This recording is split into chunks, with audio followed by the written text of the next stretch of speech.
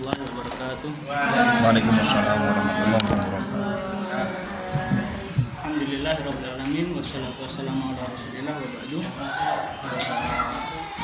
Alhamdulillah kita dipertemukan Allah Subhanahu wa taala di majelis ini, tempat untuk saling memberi nasihat, saling tafakkur fiddin. Selawat serta salam kita haturkan kepada Nabi Muhammad SAW atas bimbingan dari beliau. Kita telah mengenal apa itu Islam, apa itu iman, dan apa itu ihsan. Untuk menyingkat waktu, karena saya juga sudah terlambat, ya, kita sedikit membahas tentang akidah. Yang mana akidah itu sendiri di zaman sekarang ini banyak sekali penyelewengan atau karena ketidaktahuan menjadikan kabur dalam artian banyak yang tak tahu harus gimana. Contoh-contoh yang paling gampang itu kalau kita ketahui di sekitar kita itu ada sebagai bahan lelucon, misalkan dipakai untuk bahan lelucon, padahal itu tidak diperbolehkan. Ketika membicarakan tentang akidah, kita memaknai dulu apa itu iman. Iman diartikan sebagai membenarkan itu dengan lisan, dan mengucapkannya dengan lisan, membenarkannya dengan hati dan perbuatan. Jika salah satunya kurang, maka akan terjadi ketidakcocokan. Seperti orang-orang Badui itu mengucapkannya gini, saya sudah beriman, akan tetapi disanggah. Kamu tuh belum beriman sampai benar-benar masuk ke dalam lubuk hatimu. Itu ayatnya seperti itu. Pada dasarnya akidah sendiri atau Islam sendiri itu bisa dibatalkan, atau seperti wudhu. Kalau wudhu kan ada batalnya lewat kalau kita buang air kecil, buang air besar, kentut, itu membatalkan wudhu. Kalau keimanan itu bisa ada juga faktor-faktor yang membatalkannya. Dari ulama yang mutaakhirin merangkum, ya, ulama-ulama kontemporer merangkum itu ada 10 paling tidak. Ya, ini insyaallah saya bawakan ya biar tidak kemana-mana pembahasannya. Ya, awas terjebak murtad di sini. Karya dari Syekh Sulaiman Nasir Al-Ulwan. Mungkin sedikit-sedikit. Di antaranya yang pertama, yang pasti adalah asyirku billah. Kalau kita tahu, kalau orang terjatuh pada kesyirikan itu akan mengeluarkan dari keislamannya, keimanan itu.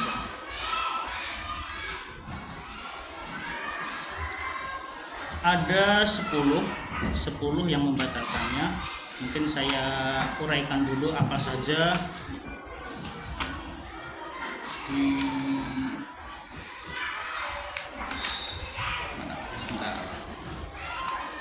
Santai mawon Ustaz. Nggih. Iki santai kabeh. Biasa kalau awalnya bilang sama orang-orang yang sudah berilmu kayak gitu biasanya. Yang pertama adalah pembatal keislamannya itu adalah syirik. Yang kedua adalah menjadikan perantara antara dia dan Allah, berdoa kepada mereka, meminta syafaat kepada mereka, dan bertawakal kepada mereka. Yang kedua, kita loncat yang kedua dulu sebentar, menjadikan perantara. Jadi tawasul itu menjadikan perantara antara dirinya dengan Allah Subhanahu wa taala. Contoh yang paling gampang itu sudah merebak di kalangan awam sini. Antaranya adalah kita berdoa lewat kuburan. Contohnya seperti itu. Itu menjadikan dia perantara antara dirinya dengan Allah, padahal Allah Subhanahu wa taala tidak Tidak perlu itu. Harusnya kalau beribadah itu langsung. langsung antara seorang hamba kepada Allah Subhanahu wa taala. Kecuali ada tiga keadaan. Boleh bertawasul tuh atas apa saja. Yang pertama itu diantaranya adalah tawasul lewat asma Allah. Jadi kalau kita berdoa itu dianjurkannya menyebutkan nama-nama Allah yang Asmaul Husna itu 99. Itu boleh. Kita misalkan pengen minta rezeki dilancarkan, kita dalam doa itu menyebut Allah yang maha pemberi rezeki, Allah yang maha kaya, seperti itu, Allah yang maha memudahkan, dan lain sebagainya. Terus yang kedua diantaranya adalah melalui amal perbuatan baik kita. Seperti kita ketahui di contoh itu yang terjebak di dalam gua, terus itu menyebutkan amal perbuatannya biar bisa keluar dari gua itu sendiri. Jadi kalau kita misalkan punya amal perbuatan, misalkan kita kalau paling mudah itu apa? Misalkan punya hajat apa? Sholat 2 rakaat. Nah, berarti diniatkan untuk memudahkan kita untuk mendapatkan hajatnya itu lewat perantara amal ibadah itu sendiri. Dan yang ketiga itu bukan meminta kepada orang yang mati, akan tetapi meminta pada orang yang lebih hidup, yang masih hidup, minta didoakan. Misalkan di sini kita pandang siapa yang lebih soleh daripada kita. Nah, karena kedekatan dia dengan Allah Subhanahu wa taala, bisa jadi doanya lebih dimudahkan. Itu kalau kita dari segi berdoa itu seperti itu. Yang pertama tadi tawasulnya, perantaranya itu bolehnya menggunakan sifat-sifat Allah, nama-nama Allah yang Asmaul Husna itu. Yang kedua perbuatan kita. Yang ketiga adalah minta didoakan oleh orang-orang yang soleh. Terus ada juga pembatal Islam yang ketiga, diantaranya tidak mengkafirkan orang yang musyrik. Ya. Nah, ini biasanya pembahasannya agak berat lama-lama. Apa? Tidak mengkafirkan orang musyrik, karena Allah SWT telah menerangkan di Al-Quran itu nyata-nyata kalau orang-orang kafir itu disebut orang kafir. Contohnya apa? Contohnya surah Al-Kafirun. Qul ya ayyuhal kafirun. Wahai orang-orang kafir. La a'budu ma ta'budun, itu jelas sampai akhir itu. Terus kaum musyrik, jadi nyata bener mana yang dinyatakan beriman dan mana yang dinyatakan musyrik. Itu biasanya kalau diambil dari sirahnya itu keren, permusuhan orang-orang zaman dulu, orang-orang musyrik sama orang-orang beriman. Itu diantaranya bahkan dari Nabi Muhammad sendiri, saudara-saudaranya itu tidak semuanya beriman, seperti pamannya Abu Lahab, ada juga Abu Jahal, itu kan masih pamannya sendiri. Kalau memang Rasulullah SAW itu mendakwahkannya itu karena kesukuan, pasti walaupun melakukan apapun saudaranya mesti akan dibenarkan, karena itu fanatik ke kesukuan. Akan tetapi Islam itu membedakan siapa yang beriman kepada Allah SWT dan siapa yang mengkufurinya. Oleh karena itu walaupun nasabnya sama, kalau dia tidak beriman ya tetap dinyatakan orang musyrik, orang kafir, seperti itu. Dari situ kalau bedanya musyrik sama kafir kira-kira apa Ustaz? Kira-kira musyrik dan kafir. Kafir mengingkari, kalau menduakan.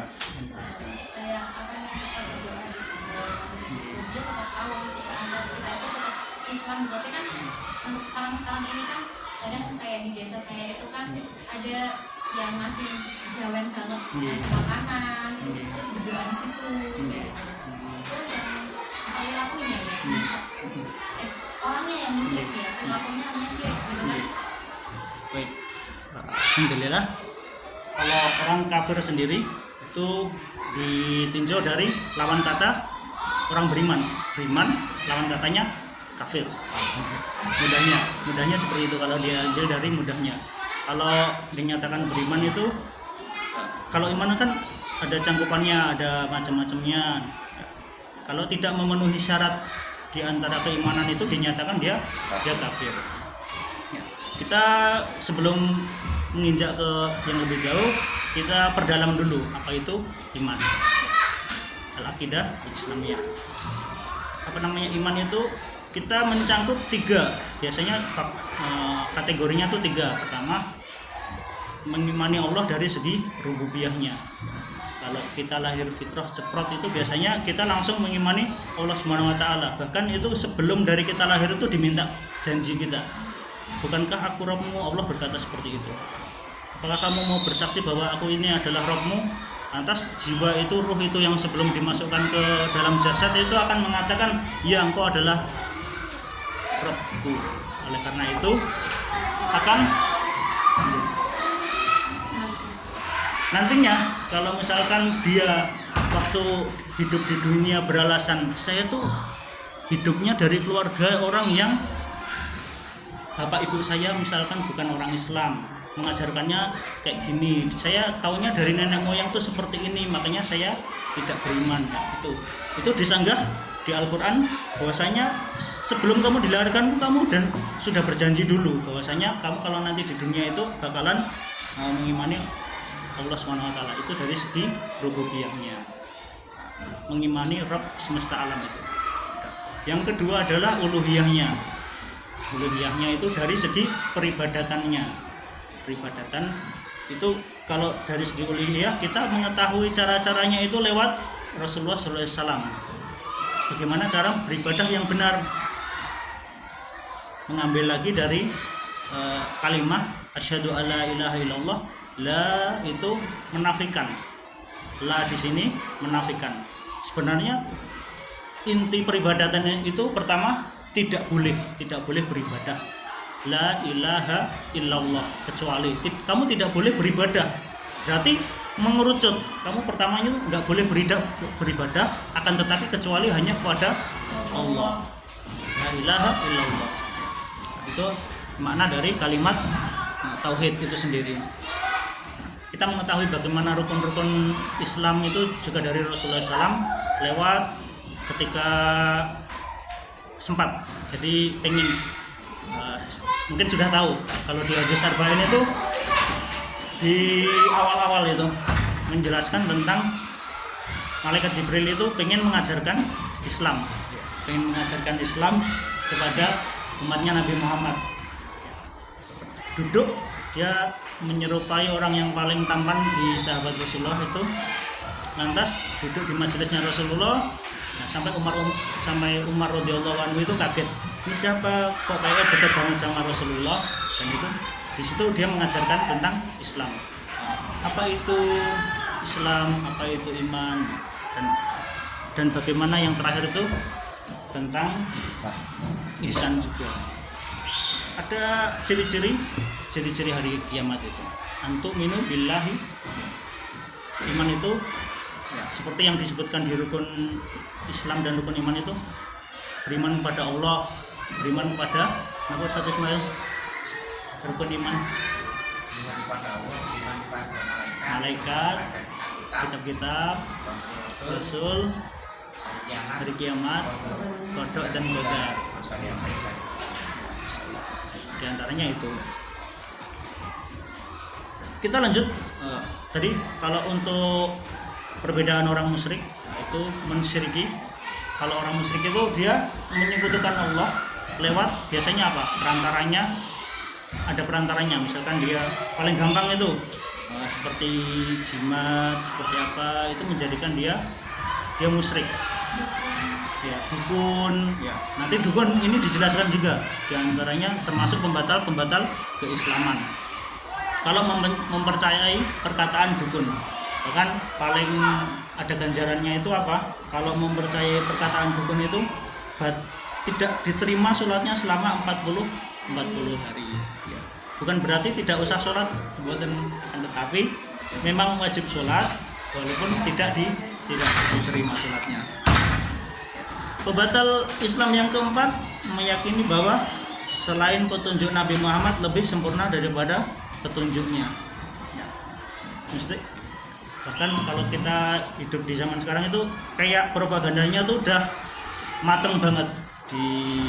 kita nontonkan anak film, ternyata di situ kartun, ternyata apa, ada Dewa Krishna, ada itu kan gampang banget itu apa namanya, itu kelihatannya kan imut, lucu gitu, seneng kan anak-anak, akan tetapi itu mereka sedang mendakwahkan agamanya mereka. Nggak usah yang zaman kita aja, terus habis itu kok kayak ada petualangan seru ya, kayak Kerasakti misalkan, itu kan sebenarnya juga mendakwahkan agama mereka, walaupun sempat senang juga sih, tapi kan itu ternyata mengajarkan ajaran Buddha. Itu juga ya banyak, kalau mau diulas itu mereka sudah jor-joran banget untuk mengeluarkan Islam Hanya jawab. ya, orang-orangnya. Hanya jawab. Ya, baik, kita cukupkan dulu, nanti biar tidak banyak-banyak. Enggak, mungkin kalau mau tanya jawab nanti kalau tidak bisa dibantu sama yang lain. Tentang perdukunan. Kan kalau tawasul doa itu kepada orang yang soleh kan. Iya. Tapi sekarang itu banyak yang mengunjungi makam-makam orang soleh terus malah minta doa itu gimana?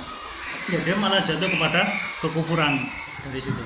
Ya, itu sudah jelas. Yang dimaksudkan meminta ke orang soleh itu ya sudah, yang kita tahu bahwa dia benar-benar orangnya itu dia sendiri kan, kita sudah bisa mengkategorikan mana yang kira-kira benar ya. Kalau kayak gitu bisa jadi karena memang sudah banyak di masyarakat. Wah, ini kita harus mengunjungi kuburannya orang-orang soleh, yaitu termasuk diantaranya itu secara masuk ke kesyirikan di situ. Kalau yang itu, kalau kan kalau di Nahdien itu kan ada tuh ziarah Wali Songo kayak gitu. Oke. Misalnya itu kan nggak cuma ziarah Dikir. juga. Dikir. Selawat. Selawatan, ngobrol, gitu. Biasanya mesti nyambungnya ke sini nanti. Ya, pada dasarnya kalau dari akidah tadi seperti itu. Saya mengembalikannya biar tidak jawaban saya sendiri. Ini dari Rasulullah SAW. Kalau seperti yang dikatakan Aisyah radhiyallahu anha itu, kalau ibadah itu sudah ada contohnya. Selain daripada yang dicontohkan Nabi dan Rasul itu tidak diterima. Ya, walaupun itu kayak terdengarnya ahsan, ini kita apik ini. Adatnya itu perlu dilestarikan. Ini tuh udah turun temurun. Padahal tidak ada tuntunannya. Itu kita ketahui lewat ulama-ulama juga. Bagaimana? Ya, yang paling di garis bawahi di situ biasanya. Mereka itu kan sebenarnya kelihatannya, kalau bukan berarti saya yang lebih baik ya, kelihatannya wah dressnya bagus banget, tapi apalah arti kalau misalkan dia itu membuat amalan-amal yang itu tidak ada tuntunannya dari Rasulullah SAW. Kayak misalkan, wah, sudah. Ya, kita sambung lagi insya Allah di pertemuan selanjutnya. Yang sedikit semoga bermanfaat. Kita akhiri dulu. Subhanakallahumma wa bihamdika asyhadu an la ilaha illa anta astaghfiruka wa atubu ilaik. Wassalamualaikum warahmatullahi wabarakatuh. Waalaikumsalam warahmatullahi wabarakatuh.